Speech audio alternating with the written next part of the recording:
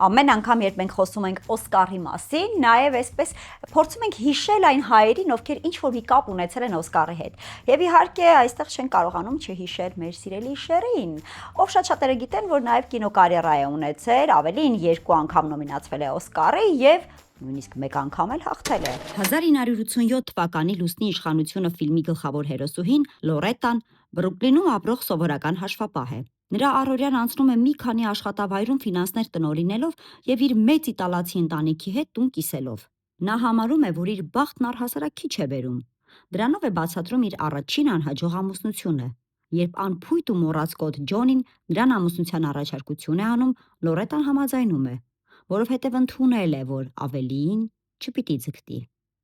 Ջոնիի խնդրանքով Լորետան հանդիպում է նրա եղբոր Ռոնիի հետ ու համոզում եղբոր հետ ունեցած տարիների վեճը մոռանալ ու գալ իրենց հարսանիքին։ Իրադարձությունները անսպասելի շրջադարձ են ունենում, երբ Լորետան նկատում է, որ Ռոնին իր եղբոր հակապատկերն է՝ բրուտալ, աշխատասեր ու բարդ։ Շերի համար կինոկարիերա սկսելը իրականում այնքան էլ հեշտ չէր։ Չնայած այն բանին, որ նա երաժշտության եւ հեռուստատեսության ոլորտում արդեն մեգա աստղ էր,